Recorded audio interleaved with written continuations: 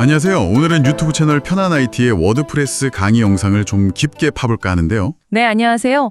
웹사이트 제작, 운영의 아주 기초적인 네트워크 개념부터 시작해서요. 도메인, 호스팅, 당연히 워드프레스 활용법, 그리고 요즘 정말 중요한 SEO, 또 AI 도구까지. 네, 거의 전반적인 내용을 다 다루는 거죠. 맞아요.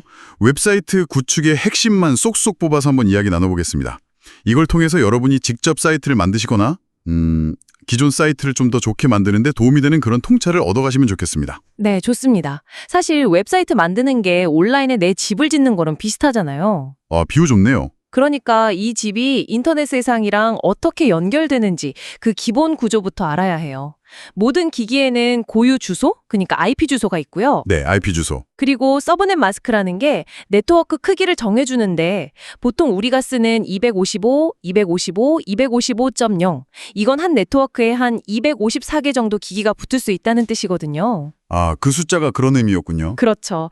그리고 라우터, 이게 이제 게이트웨이라고도 하는데 데이터 길 안내 역할을 하고요. DNS 서버는 구글닷컴 같은 이 영어 주소를 컴퓨터가 알아듣는 IP 숫자로 바꿔주는 뭐랄까 전화번호 같은 역할을 합니다. 아하, DNS가 없으면 주소창에 뭘 쳐도 못 찾아가겠네요. 정확합니다. 이게 다 제대로 작동해야 방문자들이 웹사이트에 딱 도착할 수 있는 거죠. 그렇군요. 그럼 이제 우리가 브라우저에 주소를 딱 치면 DNS 덕분에 서버 IP를 찾아서 이 페이지 보여줘 하고 HTTP 요청을 보내는 거고요. 맞습니다. 그럼 웹서버가 요청받은 파일들을 보내주는 거죠. 근데 만약에 쇼핑몰 재고처럼 실시간으로 바뀌는 정보는요? 그건 어떻게 처리돼요? 좋은 질문이에요. 그런 동적인 정보는 웹서버가 바로 주는 게 아니라 뒤에 있는 데이터베이스 서버한테 물어봐서 결과를 받아와요. 데이터베이스 서버가 따로 있군요. 네, 보통 웹서버, 아파치, 프로그래밍 언어 PHP, 데이터베이스 MySQL 이 조합을 AP덤이라고 많이 부르는데 워드프레스 같은 CMS가 바로 이런 구조 위에서 돌아가는 겁니다. 그래서 단순 정보 페이지 이상으로 복잡한 기능 구현이 가능한 거죠. 그렇군요. 이제 그럼 슬슬 웹사이트의 이름, 그러니까 도메인을 정해야 할 텐데요. 소스에서는 .com이나 .org 같은 최상위 도메인, TLD라고 하죠. 이게 중요하고 이름은 좀 짧고 기억하기 쉽고 또 관련성이 있게. 그렇죠. 발음도 편해야 하고요. 맞다. 발음.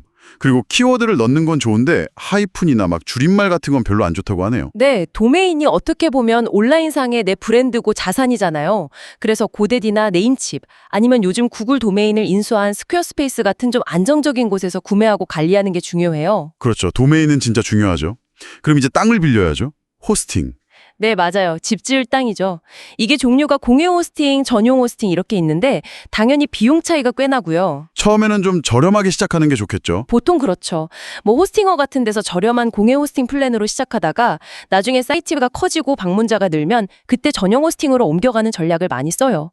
장기 계약하면 할인해주는 경우도 많으니까 그런 것도 좀 고려해볼 만하고요.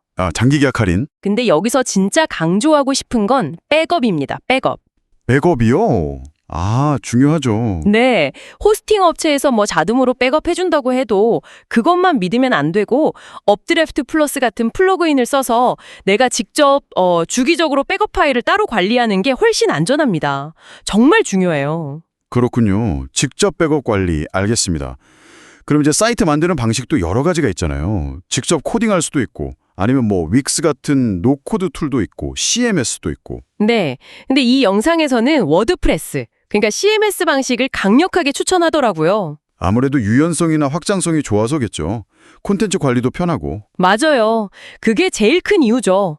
구글 사이트 같은 경우는 아주 간단한 정보 페이지 정도는 괜찮은데 게시판 기능이나 데이터베이스 연동 이런 건 거의 안 되니까 한계가 좀 명확하고요. 네, 워드프레스는 기본적으로 글, 포스트랑 페이지로 콘텐츠를 관리하는데 플러그인을 통해서 게시판이나 포럼 같은 거의 뭐든지 추가할 수 있다는 게 매력이죠. 그렇죠. 그게 워드프레스의 힘인데 다만 기능이 막 많아지면 관리도 복잡해지고 백업할 때도 용량이 커지니까 그런 건 좀 신경 써야 해요. 그렇겠네요. 사용자 권한 관리도 중요하다고요? 네, 이것도 중요해요.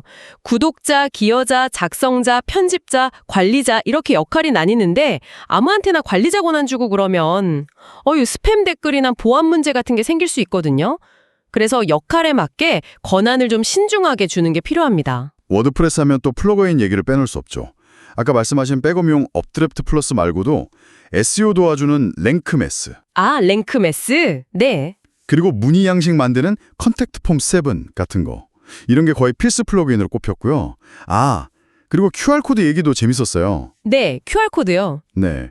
그냥 QR코드에 정보를 다 넣는 것보다 웹사이트 안에 V카드 페이지 같은 걸 만들어서 그 페이지 링크로 QR코드를 만드는 게 훨씬 낫다고. 그래야 나중에 정보 업데이트하기도 편하고 QR코드 자체도 좀 단순해진다고 하네요. 오, 그거 좋은 팁인데요?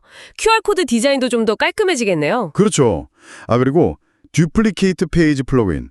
비슷한 글이나 페이지 계속 만들 때 복사해서 쓰면 편하겠더라고요. 네, 생산성 향상에 도움되죠. 관리자 메뉴 편집기 같은 것도 있고요. 메뉴 정리하는 거. 최근에는 AI 활용도 빼놓을 수 없잖아요. 맞아요. AI. 퍼플렉시티 AI라는 게 있던데 이게 실시간 웹 검색 기반이라서 최신 정보, 예를 들어 새로운 플러그인 정보 같은 거 찾을 때 되게 유용하대요. 출처도 딱 보여주고. 네, 그게 챗GPT랑 다른 점이죠. 챗GPT는 아무래도 학습 데이터 시점 때문에 한계가 좀 있는데 퍼플렉시티는 실시간 정보를 가져오니까 리서치할 때 좋죠. 챗GPT나 클라우드 같은 건 그럼 어떻게 활용하나요? 이런 건 이제 프롬프트 엔지니어링을 잘하면 블로그 글 초안을 잡는다거나 아이디어를 좀 더 구체화하는 데 큰 도움을 받을 수 있죠. 역할을 딱 정해주고 목표를 명확히 하고 세부적으로 뭘 원하는지 알려주면 꽤 괜찮은 결과물을 내주거든요. AI 도구들도 각자 역할이 다르군요. 그렇죠. 뭘 언제 써야 할지 아는 게 중요해진 거죠. 자, 그럼 이제 웹사이트를 잘 만들었어요. 그럼 사람들이 찾아오게 만들어야죠. SEO, 검색 엔진 최적화. 네, SEO. 정말 중요하죠. 일단 내 사이트 내도부터 잘 가꾸는 온페이지 SEO가 기본이라고 하네요.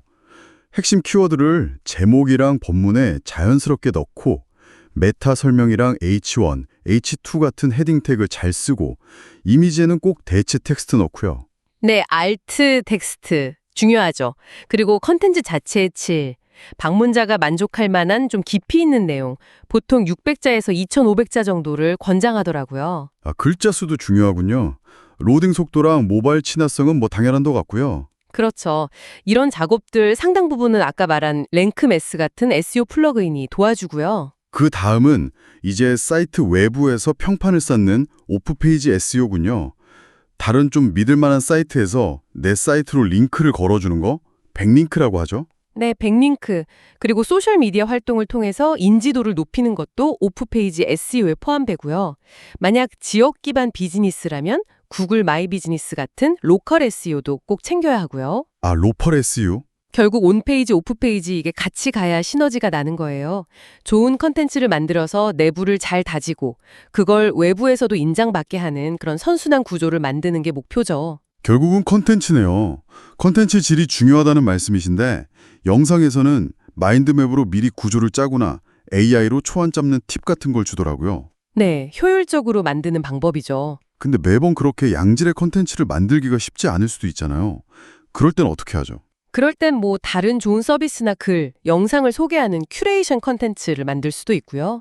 아니면 외부 컨텐츠, 예를 들어 유튜브 재생 목록을 내 사이트에 삽입한다거나 링크 페이지 플러그인 같은 걸 활용하는 방법도 대안이 될 수 있습니다. 아예 원페이지 사이트로 만드는 것도 방법이고요. 방법은 여러 가지가 있군요. 그렇습니다. 오늘 쭉 살펴본 내용들이 결국 여러분의 온라인 공간, 웹사이트를 만들고 키워나가는데 꼭 필요한 핵심 요소들이라고 할 수 있겠습니다. 네, 정말 많은 내용을 짚어봤네요. 특히 퍼플렉시티 같은 AI 검색 엔진이 등장하면서 우리가 정보를 찾고 활용하는 방식 자체가 막 바뀌고 있잖아요. 맞아요. 검색 방식이 달라지고 있죠. 그래서 마지막으로 이런 질문을 한번 던져보고 싶어요. 앞으로 AI가 웹사이트 컨텐츠를 스스로 생성하고 심지어 평가까지 하는 그런 시대가 온다면 우리가 오늘 이야기 나눈 이런 인간 중심의 SEO 전략이나 컨텐츠 제작 방식은 과연 어떻게 변해야 할까요? 상당히 심오한 질문인데요. 네, 한번 이 질문을 곱씹어 보시는 게 여러분의 다음 단계를 고민하는 데 좋은 시작점이 될 수 있을 것 같습니다.